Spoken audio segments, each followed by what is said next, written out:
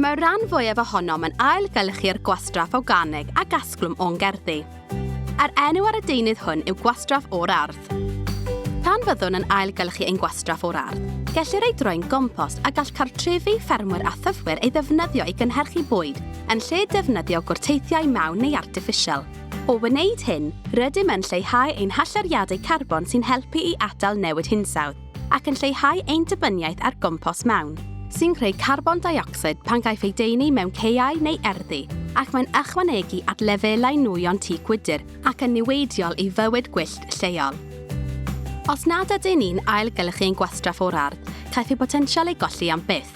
I osgoi hyn, mae llawer o gynghorau Cymru'n casglu gwastraff o'r ardd naill ai bob wythnos neu bob bythefnos, ac efallai bydd seibiant yn ystod misoedd y gaeaf. Mae llawer ohonom yn ailgylchu ein gwastraff o'r ardd gan ddefnyddio'r gwasanaeth hwn, oni bai ein bod yn compostio gartref. Os caiff eich gwastraff gardd ei gasglu gan eich cyngor lleol, caiff ei gludo i gyfleuster compostio. Caiff ei ddidoli a'i sgrinio a chaiff unrhyw beth na ellir ei gompostio ei dynnu allan. Caiff y gwastraff o'r ardd wedyn ei rhwygo a'i osod allan mewn pentwr hir, o'r enw rhes gompost, i ddadalfennu a throi'n gompost. Caiff y rhesi compost ei troi o bryd i'w gilydd i ganiatáu i fwy o ocsigen gyrraedd y cymysgedd sy'n annog bacteria a ffwng a elwyr yn ficroorganebau dyfu sy'n cyflymu'r broses gompostio. Yn ystod yr amser hwn, mae'r gwastraff yn cyrraedd tymheredd o tua 60 gradd Celsius, sy'n lladd unrhyw bathogennau niweidiol, chwyn a heintiau planhigion. Unwaith bydd y cymysgedd wedi torri i lawr yn llwyr, caiff y compost ei ddefnyddio gan ffermwyr a thyfwyr i gynhyrchu bwyd, a hefyd mewn parciau a gerddi cyhoeddus. Gall rhywfaint ohono gael ei ddefnyddio hefyd fel cyflyrydd pridd mewn gerddi domestig. Ffaith ailgylchu.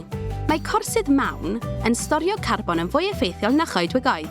O ailgylchu eich gwastraff o'r ardd i greu compost a lleihau ein dibyniaeth ar gompost mawn, mae'n caniatáu i fawndiwr naturiol neu gorsydd mawn, barhau a storio carbon dioxide sy'n ei gadw allan o'n hamgylchedd. Cofiwch, gallwch roi pob math o wastraff o'r ardd yn eich bag neu fin gwastraff o'r ardd i gael ei ailgylchu, yn cynnwys gwair, dail, planhigion, blodau, a ran fwy efo chwyn, torion gwrych a thorion llwyni. Peidiwch â roi unrhyw un o canlynol yn eich bag neu fin ar gyfer gwastraff o'r ardd. Pridd, cerrig, foncyffion, chwyn amledol fel canclwm Japan, baw anifeiliaid neu bobl, deunydd gwely anifeiliaid fel gwair, gwellt neu siafins pren, neu unrhyw ddodrefn o'r ardd, boed nhw'n blastig neu bren. Gall yr eitemau hyn achos i difrod i offer prosesau gwastraff o'r ardd, a gall hyn atal y broses ailgylchu rhag gweithio'n effeithiol.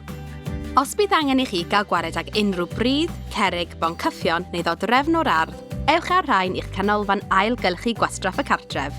Os bydd angen i chi gael gwared ag unrhyw chwyn amledol fel canclwm Japan, bydd angen i chi drefnu i gontractor arbenigol ei gasglu a chael gwareg agef yn ddiogel. Efallai bod eich cyngor lleol yn cynnig y gwasanaeth hwn, felly mae'n werth cysylltu a'i holi nhw. Os bydd angen i chi gael gwared ag unrhyw faw anifeiliaid, hynny yw pŵ anifeiliaid anwes neu wastraff anifeiliaid anwes, rhowch hwn yn eich bag neu fin ar gyfer gwastraff na ellir ei ailgylchu os gwelwch yn dda. Ac os oes gennych chi ddeunydd gwely anifeiliaid anwes i gael gwared agef, cysylltwch a'ch cyngor lleol i ddarganfod a ydyn nhw'n ei dderbyn yn eich canolfan ailgylchu gwastraff y cartref leol. Ac os felly, sut hoffent i chi ei bacio cyn mynd ag ef yno?